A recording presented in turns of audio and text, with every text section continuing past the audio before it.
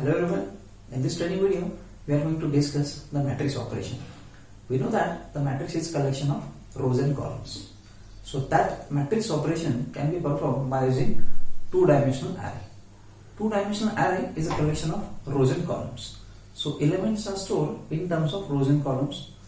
We can process that element for various type of mathematical operation. So in this video we will discuss the various matrix operation like matrix addition, subtraction and the multiplication. So let us start with the matrix operation. Myself Professor Gokul Patil. Welcome to YouTube channel. If you first time visit this channel, do subscribe this channel. Now let us start with the matrix operation. When we start with the matrix operation, that time we require a matrix of certain size. It means that the number of rows and columns. That is a mandatory. So first of all, when you perform any operation, that time we require the size of matrix. That is nothing but the number of rows and the number of columns. So here we can read the number of row and number of column from the user. For this example, I will use 3 number of rows and 3 number of columns. That I will read from the user. Then we will read the matrix A. Then we will read the first matrix from the user. That consists of 3 number of rows and 3 number of columns. 3 number of rows, 3 number of columns. And we have to consider the two indices. One will be scan the row and one will be scan the column. So I will take I will scan the number of rows and J will scan the number of columns.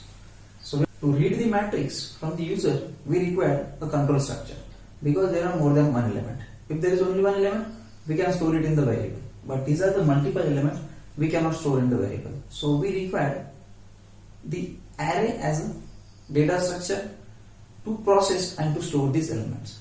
So we will take the array of size 3 by 3 which will store the first array, or we can say first matrix element.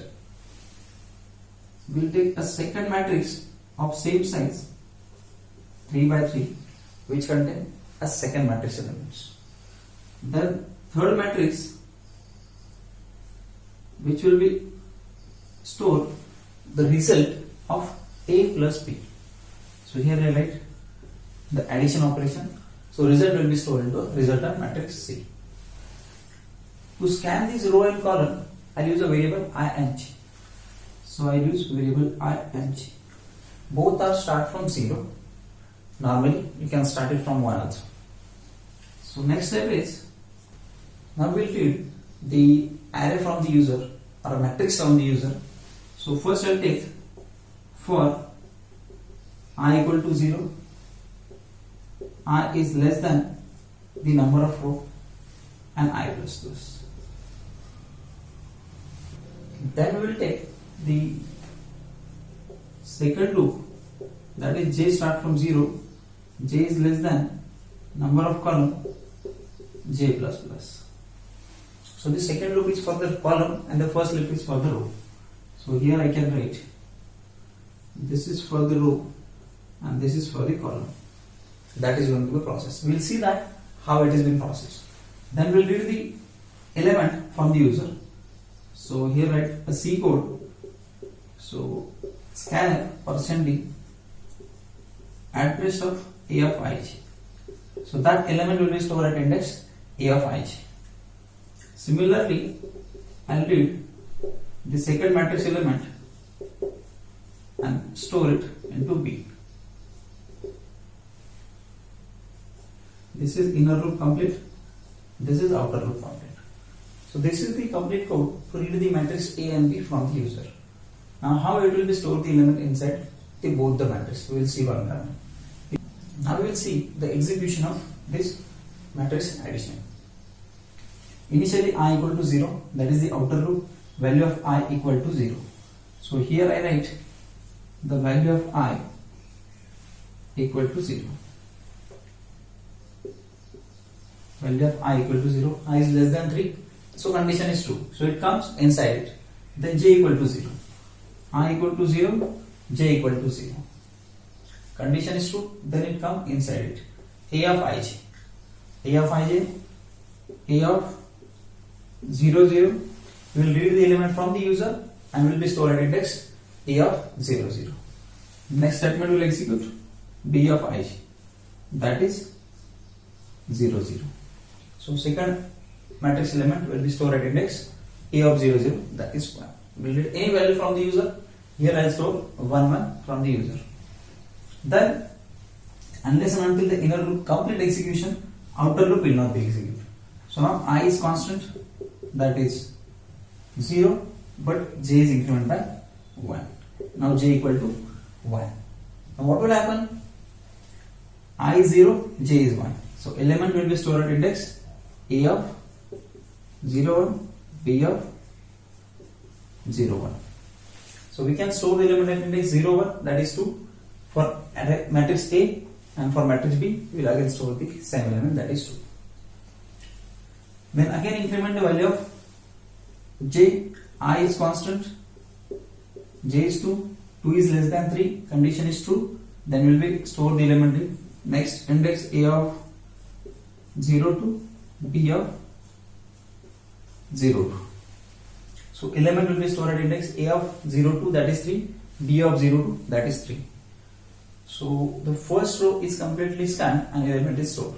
Increment the value of j by 1. Now j is 3, 3 is not less than 3, so this condition is now false. When the condition is false, it comes outside and outer loop is now come into the picture.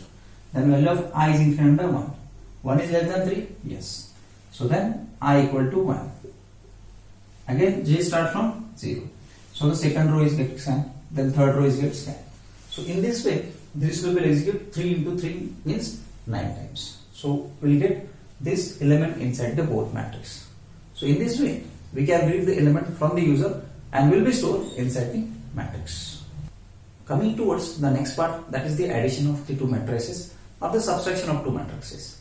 So when we add any matrix, let's say I want to store the resultant value in C of 0 0. That is the first value will be stored into the resultant matrix. Is nothing but the addition of A of 0 0 plus B of 0 0. The first row of the first matrix, first element of the first matrix will be added with the first element of the second matrix and stored into the resultant matrix and the first index. So this will be either addition or a subtraction. Formula is same. We will store the index at 0 0. So we will add it A of 0 0, B of 0 0 and will be stored into C of 0 0. So that we will get a resultant value. So how to do that? We will have to write a for loop for I start from 0, I is less than 3, that is the row. The first loop is for the row, second loop is for the column. For j equal to 0, j is less than number of column j plus plus. Here we will read row and column. Now we have to write this statement in terms of subscript. So C of ij is equal to A of ij plus B of ij. Inner loop and outer loop and. So again similar, the first loop is for the row and second loop is for the column, and then we'll add C of ij is equal to A of ij plus B of ij. This condition is work again 3 into 3 means 9 times. So we want the resultant matrix of same size 3 by 3, 3 number of rows and 3 number of columns, so that the result will be stored into 0 0, 0 1 and 0 2. The first row will discuss and similarly the rest of the element will get inserted. Now initially again I equal to 0 and j equal to 0. I equal to 0, condition is true, it comes inside the loop. J equal to 0, condition is true, it comes inside the loop. So C of 0 0, because I and j is 0 0, is equal to A of 0 0 plus B of 0 0. So this element is get add with this element. So 1 plus 1, 2 will be stored into the resultant matrix. Inner loop execute first and then it comes to the outer loop. So only I is increment, j is constant. Sorry, only j is increment, I is constant. So j is equal to 1, I is 0. So I is 0. So I is 0 and j is 1. So element C of 0, 1. C of 0, 1. A of 0, 1 plus P of 0, 1. So A of 0, 1 is 2. B of 0, 1 is 2. So 2 plus 2, 4 will get inserted in the resultant matrix. Again, j is increment, I is constant. So now I is equal to 0 and j equal to 2. So the resultant element 0, 2, C of 0, 2 is nothing but A of 0, 2 plus B of 0, 2. So A of 0, 2 is 3, B of 0, 2 is 3, 3 plus 3, 6 will be stored into the resultant matrix. Now again j is increment by 1, j is 3, 3 is not less than 3, so this loop is now get terminate, it comes to the outer loop. Again value of I is increment by 1, that is 1, and j start from 0, so 1, 0, that is the next row element. And the same process is for the subtraction. So in this way we can perform the addition and the subtraction of the matrix. So hope you understand this, how to perform the addition and subtraction of these two matrices. We will cover the multiplication in the next part because the video is get too lengthy, so it is not possible to cover it in this video. So we will discuss the multiplication in the next part. So hope you like this video. If you like this video, kindly share and subscribe the channel. Thank you.